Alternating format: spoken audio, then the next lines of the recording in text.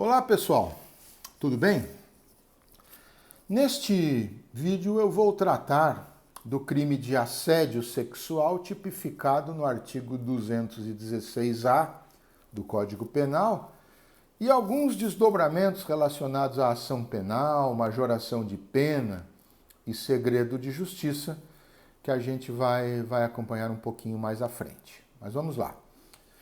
O objeto da proteção jurídica do crime do artigo 216-A, o crime de assédio sexual, é a dignidade sexual da pessoa, né? Toda pessoa é livre, a partir dos 14 anos de idade, a rigor é livre para manter relação sexual com quem quer que seja, com quem bem entenda, mas deve fazer isso de maneira espontânea, né? Por um ato de sua vontade e não por algum tipo de constrangimento que sofra. Então, a proteção jurídica do crime do artigo 216-A, ela envolve justamente resguardar a dignidade sexual e muito em especial, a liberdade sexual da pessoa. A forma simples do delito, ela está redigida assim no artigo 216-A.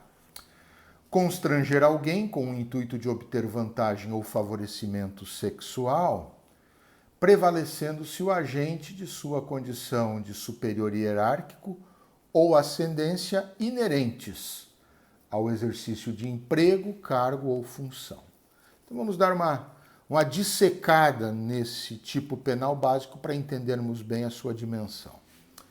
Constranger, que é o verbo nuclear, significa sempre obrigar, pressionar, coagir, forçar alguém a alguma coisa. Então, quando eu constranjo no sentido jurídico da nuclearidade do tipo, eu estou obrigando, eu estou pressionando, eu estou, de alguma maneira, coagindo, forçando a pessoa àquilo. E aí o alguém que complementa o verbo constranger é qualquer pessoa, seja homem ou mulher. Então, significa constranger, pressionar, obrigar, forçar um homem ou uma mulher com o intuito de obter vantagem sexual ou favor sexual, quer dizer, qualquer tipo de benefício de caráter sexual que se pretenda obter da vítima, né? E aí que vem os adicionais importantes relacionados ao tipo penal. Para tanto, né, no exercício desse constrangimento, o agente deve se prevalecer de sua condição de superioridade hierárquica ou de ascendência sobre a vítima. Quer dizer, o que vem a ser a superioridade hierárquica? Ocupar um posto hierárquico superior ao dela. Ou de ascendência, quer dizer, de qualquer forma ter um poder de mando sobre essa vítima. Desde que essa superioridade hierárquica ou esta ascendência tenham relação com emprego, cargo ou função. O que vem a ser emprego? É a relação empregatícia, aquela que se estabelece com base na consolidação das leis do trabalho, CLT. Cargo é sempre um posto de trabalho formalmente criado por lei ou por uma regra estatutária, se for um cargo privado, por exemplo, no estatuto, no contrato social da empresa. Então, cargo é sempre um posto de trabalho formalmente criado.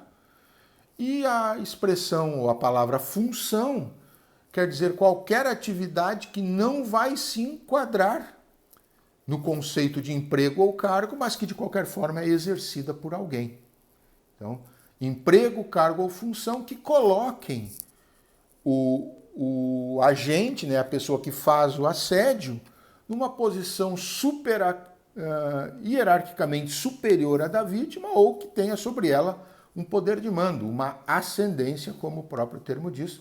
E é evidente, o sujeito tem que se valer, tem que se prevalecer, conforme é a palavra utilizada pelo legislador no 216-A, ele tem que se prevalecer desta superioridade hierárquica, desta ascendência que decorra do emprego, do cargo ou da função sobre a vítima, para constrangê-la a lhe prestar algum tipo de favor sexual.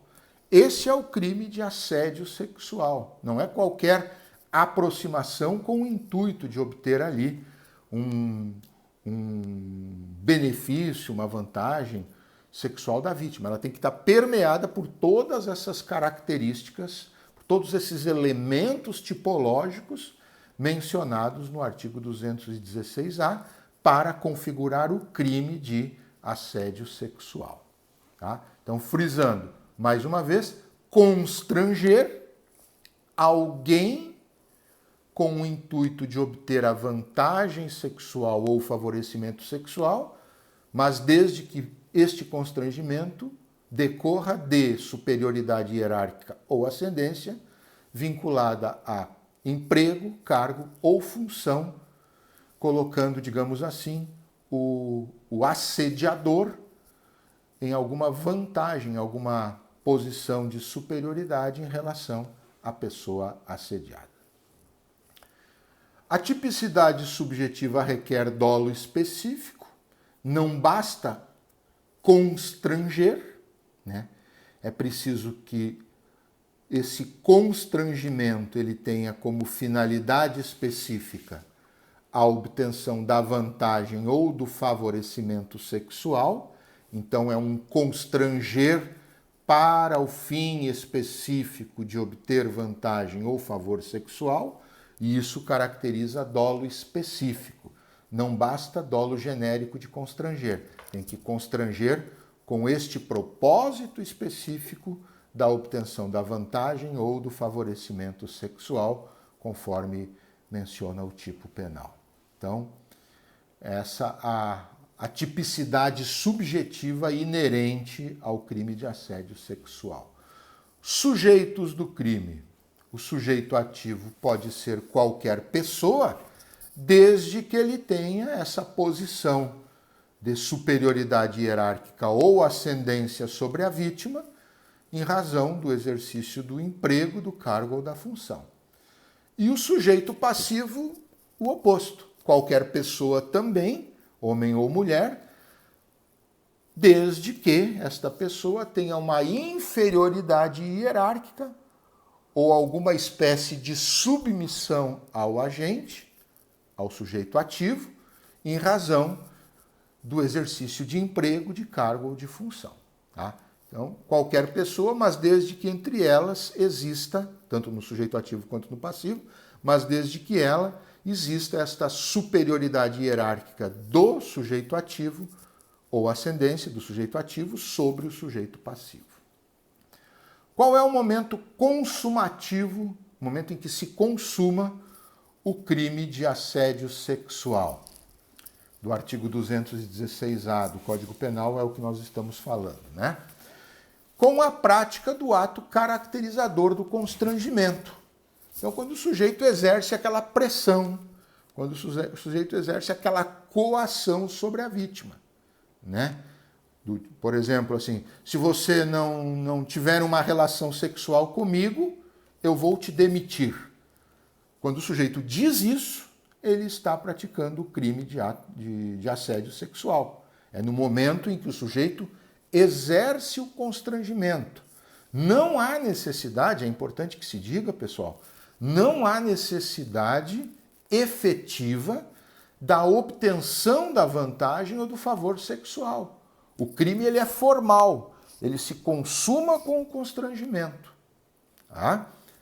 Se, evidentemente, a vítima ceder e acontecer de o favor sexual, de a vantagem sexual, ser entregue para a pessoa protagonista do assédio, neste caso, o que nós vamos ter é o exaurimento, porque a consumação ela já se deu lá atrás, no momento em que houve aquela aproximação coativa, aquela pressão, né? Quando ele menciona a expressão caracterizadora do constrangimento, ali está consumado o delito. Como eu disse, se o sujeito chegar e disser para a pessoa que é subordinada a ele, ou você mantém uma atividade sexual comigo, ou eu vou te demitir.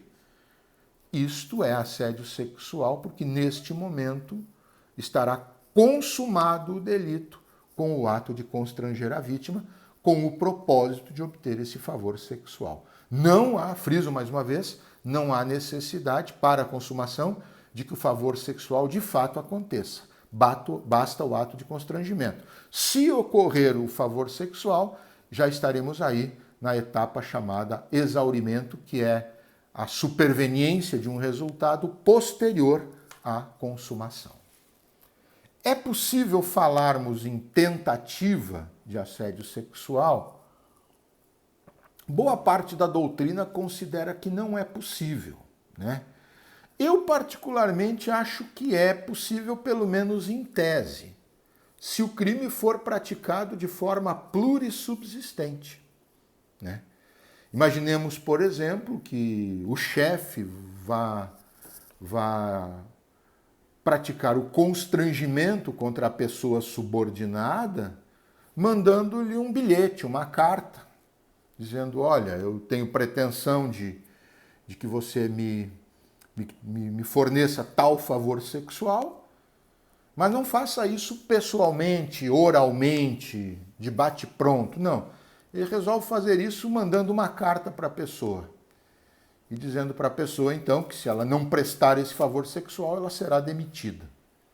Claro que na prática a gente dificilmente vai se deparar com uma situação dessas. Que a pessoa que pratica o assédio sexual, normalmente a última coisa que ele quer é deixar algum tipo de rastro. Mas vamos imaginar que em tese isso aconteça e que essa carta, esse bilhete, ele seja escrito, seja postado, mas não chegue por qualquer motivo à pessoa da vítima. Então nós teríamos aí uma forma plurissubsistente do delito, quer dizer, a unissubsistente é aquela praticada por ação única, uma forma verbal, por exemplo. Nessa não vai caber, porque ou o sujeito diz aquilo que caracteriza o constrangimento e consuma o delito, ou ele nada diz e não há conduta, e não havendo conduta não há tipicidade. Mas nesta forma plurissubsistente, que é aquela forma que não é com um ato único, que ela é sequenciada por etapas, até desde o início da execução até chegar-se à consumação, sendo por escrito, me parece viável nós pensarmos em plurissubsistência, e aí, em tese, poderíamos ter uma configuração de tentativa de assédio sexual, se praticado o assédio de maneira plurissubsistente, desde que o agente inicie a execução, por exemplo, escreva e poste essa carta no correio ou mande ela através de algum emissário, mas que por qualquer motivo essa carta não chegue às mãos da vítima e ela não tome conhecimento do assédio, certo? Então aí teríamos, me parece, possível pensar numa hipótese de tentativa de assédio sexual. Evidente, sabemos que na prática isso é muito difícil de acontecer, pouco provável que aconteça, mas, em tese, para exercício acerca das possibilidades, isso me parece viável de se pensar como possível. Tá? Então, tentativa da forma unissubsistente não cabe, e se for de forma plurissubsistente é possível pensarmos nela. Agora eu falo das majorantes do crime de assédio sexual. Temos majorantes em 4 graus. Sempre lembrando, né, pessoal, que particularmente eu trato os graus de majoração conforme vão crescendo as frações previstas pelo legislador para aumento de pena na terceira fase da dosimetria. Então a majoração mais baixa que nós temos, a menor fração, é a de 1/4, que ocorre no artigo 226, inciso 1, que se aplica a todos os crimes contra a liberdade sexual. Também, então, contra o assédio sexual, em relação ao assédio sexual, que prevê, o inciso 1 do artigo 226, prevê a possibilidade quando o crime ele é cometido por 2 ou mais pessoas, em concurso de 2 ou mais pessoas. Neste caso, então, há o acréscimo de 1/4 de pena. É possível nós falarmos em assédio sexual praticado por 2 ou mais pessoas em concurso? Me parece que é possível, sim.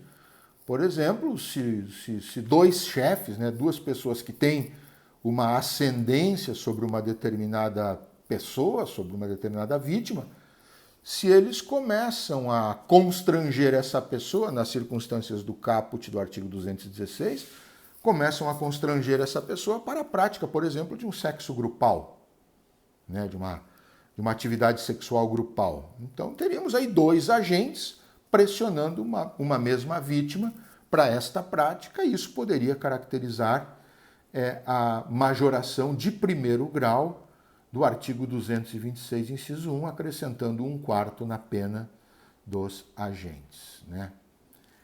Das demais majorações do artigo 226, eu não creio que seja possível nós pensarmos em alguma sendo compatível com o 216A, seja porque no caso do inciso 2, dentre as possibilidades ali seria, em princípio, a que se pensaria seria empregador, mas me parece que no contexto tipológico do 216A, essa condição de empregador já está subsumida na própria tipicidade básica do crime, não poderia ser novamente utilizada na terceira fase da dosimetria, porque estaríamos aí incorrendo em bis in idem.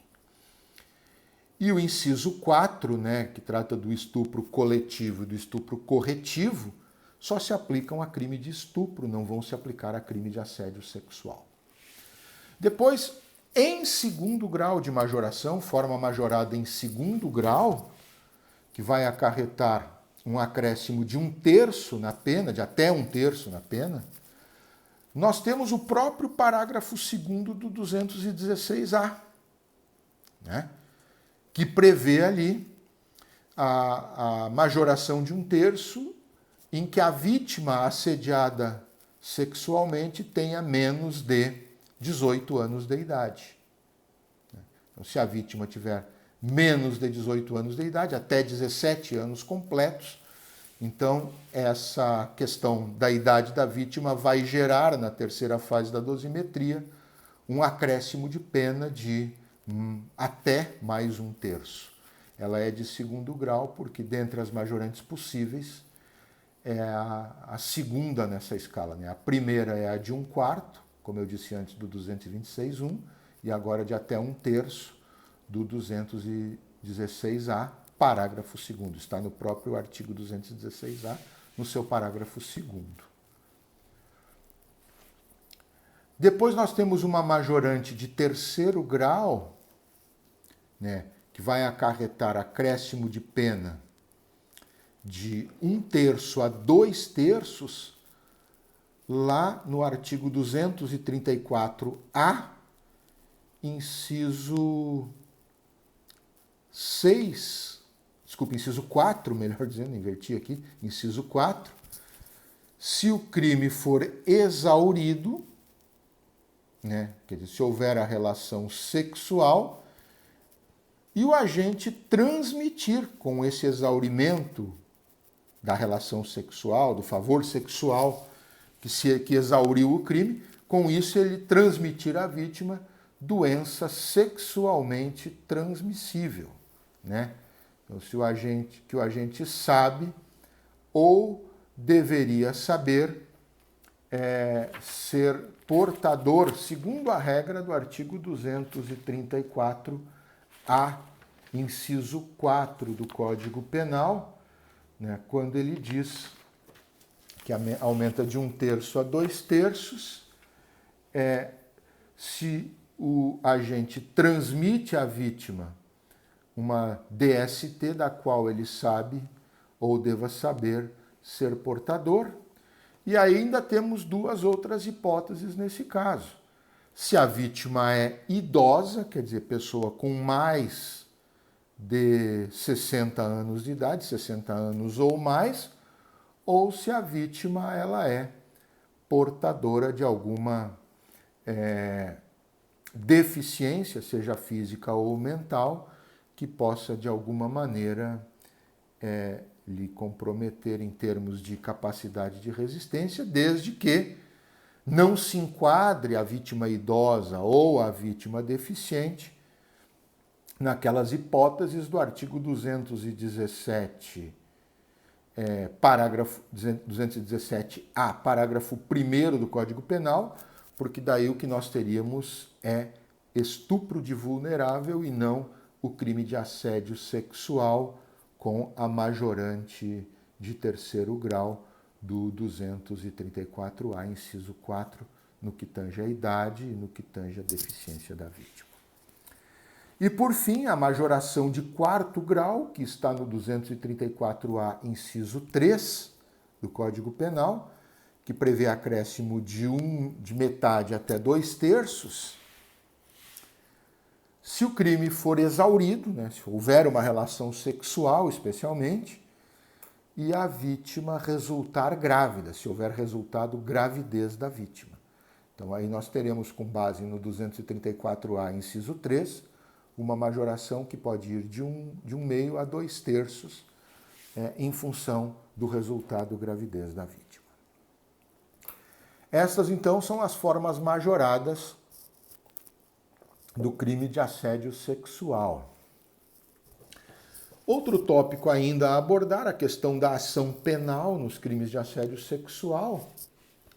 Hoje, depois da Lei 13.718/18, que modificou a redação do artigo 225 do Código Penal, a ação penal ela é sempre pública incondicionada. Antes da modificação do artigo 225, introduzida pela Lei 13.718 de 2018, a ação penal poderia ser privada, que era a regra, poderia ser pública condicionada, se a vítima ou seus pais, quando ela fosse menor, não tivesse condições de custear as despesas do processo, ou era pública incondicionada, né? Eventualmente, se houvesse alguma das hipóteses lá em que esse crime, além de tudo, tivesse sido praticado numa situação de ascendência familiar, etc., que era previsto na redação antiga. Mas hoje em dia, depois da redação do artigo 225, introduzida pela Lei 13.718/18, a ação penal no crime de assédio sexual ela é sempre pública incondicionada. Ou seja, havendo justa causa, quer dizer, havendo prova do crime e indícios suficientes da autoria, o Ministério Público está apto para ingressar com a ação penal. E, por fim, a última observação, a questão do segredo de justiça, tratado no artigo 234-B do Código Penal. O crime de assédio sexual, como todos os crimes contra a dignidade sexual, ele é sempre submetido, o processo relativo a ele é sempre submetido a segredo de justiça.